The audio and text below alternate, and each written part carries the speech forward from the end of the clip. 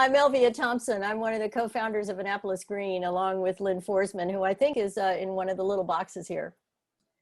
So just a little bit about us. We're an environmental organization in Annapolis, and we are the only environmental organization in Annapolis that is advocating for electric cars, electric vehicles of any kind, actually. And we do that because we believe that this is something that just about anybody can do to mitigate the effects of climate change. No emissions means no greenhouse gases, and that's what we're all about. So if you go to the next one, please, Ron.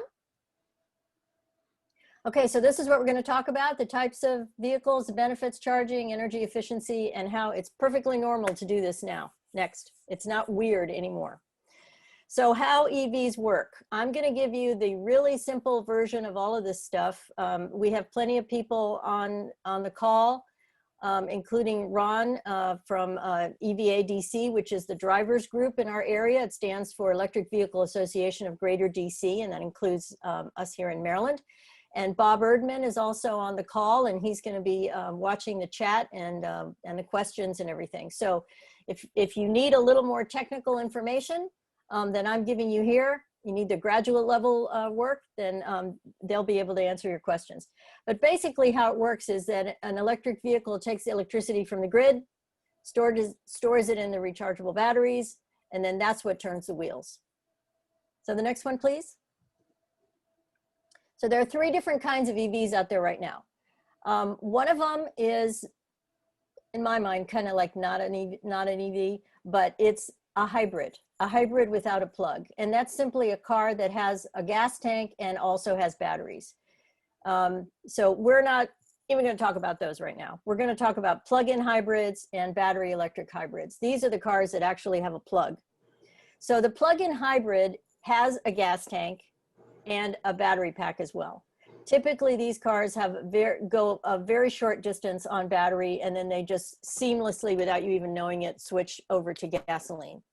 All electric vehicles, like most of us in EVA DC drive, are solely electric. They take their electricity from the grid. As I'll show you a little later, the range on electric cars at this point is such that there's really, at least in my mind, and this is my own opinion, there's no reason to get a plug-in hybrid anymore. When you can get an all-electric car at a reasonable price, it'll take you 200 miles on a charge. What's the point in having the gasoline and all the things that go with it? And at this point, I want to say too that all electric cars have essentially no maintenance. There's no oil to change. There's no transmission fluid, none of that stuff. You rotate the tires, change out the windshield wipers, put in windshield wiper fluid, and you're pretty much done. Okay, next one. I do want to say something about regenerative braking also. ICE cars. ICE stands for internal combustion engine. And when you're around EV people, you will hear ICE used all the time. But ICE cars are very inefficient. A lot of the power that's used to move the car is really wasted. And a lot of it is wasted in braking. It's wasted in terms of heat. The friction causes heat. In an EV, regenerative braking takes that energy that's otherwise lost and puts it right back into the batteries. And it's really cool. And as the slide says here, it's literally possible to leave home with so many miles on your reading on your dashboard and come back with 1 or 2 more, just from the regenerative braking. This has actually happened to me, not very often, but it has happened. And it's almost like magic. It's like you're creating power. And also regenerative braking extends the life of the actual brakes. Next, please. Okay, benefits of EVs. Ron is going to follow me talking about the climate change benefits and the health benefits also, but just real quick, the operating costs are much lower, little maintenance, as I said before, and you don't have the toxic exhaust. You don't choke behind, you know, like when you're in traffic, you won't be choking behind an EV because there's nothing to choke on. And you get instant torque. And by that, I mean that the car takes off like a light, like that. There's no ramping up like there is in an ICE car. And that's a really good benefit if you're trying to merge into traffic, or if you get into a situation where you know, you've got to get the heck out of the way fast so you don't get hit. And it's just, it really surprises people how you can get pinned back into the seat in even the most modest EV. And of course, we're using electricity generated here instead of foreign oil. And another benefit is that for a lot of the models, most of them actually, you can obtain a tax incentive for your purchase or your lease. And they're quiet and they're fun to drive. And we all talk about that EV smile. And really, you get behind the wheel on one of these things and it just makes you smile. Okay, next slide, please. Okay, different types of charging. You'll hear EV people talk about this too. There's level 1, level 2, and level 3. Real quick, level 1 is a standard outlet. You can plug your car into the wall like you would your cell phone. And it's slow, it's very slow charging, but if you're home for the evening, why not plug it in, you know, and you'll get a few miles overnight, depending on the type of car. 4 to 5 miles an hour, usually. But again, it depends on the type of car. Level 2 is what you generally would see, like say at grocery stores that have chargers. Most of the public charging out there is level 2. That charges a lot faster. You get 12 to 46 miles of range in an hour. Pretty good. So if you're going out for dinner, go somewhere where there's EV charging, and when you come back 2 hours later, you could have as much as 80 miles, additional miles on your car. Level 3 is the very fast charging, direct current fast charging. And that network is being built up all around the country.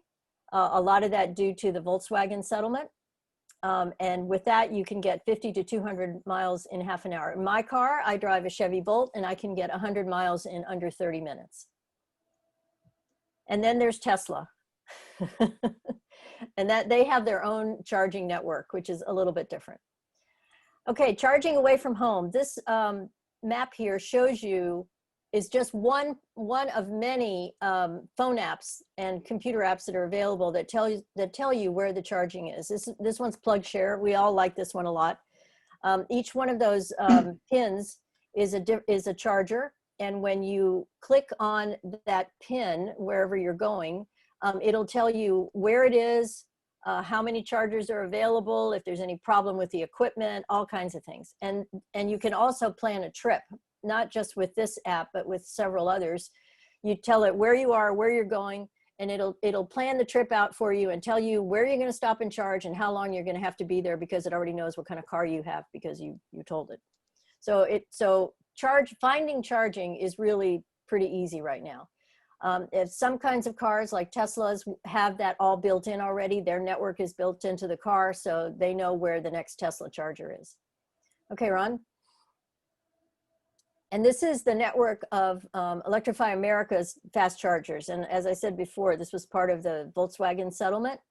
And so that money that is being used to build this investment all across the country. And you can see that there aren't too many places, the Dakotas, Wyoming, Montana, every place else is pretty much covered. And those are the super fast chargers. Okay. And as I said before, Tesla has its own network, and look at the coverage they have. It's incredible, up into Canada even, and Mexico. Okay, energy efficiency. I talked about that a little bit, that gasoline cars are not efficient at all. You can see where the engine losses are, and where energy is lost in other types of other equipment on the car. But if you go to the next slide, then you see how that changes with an electric vehicle. And I don't want to read you what you can see here yourself. And by the way, we will send you a recording to this video so you can study these slides in more detail. Okay, next. And one of the last things I want to say is that driving electric is absolutely normal right now. There are over 40 all-electric EVs on the market today. Beautiful sedans, high-performance cars, everything from, say, a relatively modest Nissan Leaf all the way up to a Porsche, and a lot in between, SUVs, all types of different cars. Okay, next one, please. And when you choose an EV, we suggest that you do your research ahead of time. Some dealerships don't know that much about the cars that they're selling, believe it or not. But think about it, dealerships generally make their money on service. And if they're selling cars that require no service, that's kind of a kind of a conflict of interest there. So you need to do your own research ahead of time. And also research the used car market. There are a lot of perfectly good certified EVs for sale on the secondary market right now. Everything from Teslas on down. And the reason there's so many cars out there is that people are upgrading. They'll start out with an EV and then they'll say, well, I want something more, something different. And the car goes into the used car market. Okay, one thing that we're asked a lot is, well, I want to go on a long trip, so I don't think an EV is for me. Well, we just showed you the charging network all around the country. And you should not let your once a year, twice a year long trip deter you from this. First of all, it is doable unless you're going to South Dakota. And if that's the case, or if you're just really nervous about it, then you can rent a car and then drive your EV the rest of the year, all except for that 1 or 2 weeks. Okay, I want to show you in the next slide this handy guide to all of the different cars that are out there. There are actually 2 pages to this info guide. This side is the ones that are all electric. The other side of this document has the ones that are hybrids. But this is put out by EVADC, the drivers organization that I just told you about. And then to sum up, EVs are here to stay. There are a lot of manufacturers that aren't going to make ICE cars anymore quite soon. The governments are electrifying their fleets. Anne Arundel County has already announced that.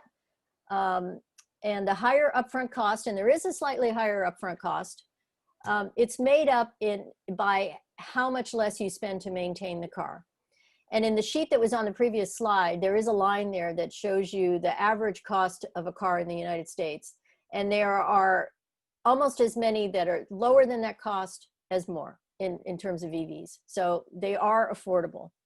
The infrastructure is growing all the time. And it's kind of like our responsibility. It isn't kind of, it is our responsibility to reduce greenhouse gases before we have an uninhabitable planet. And this is one way that just about everybody can do it.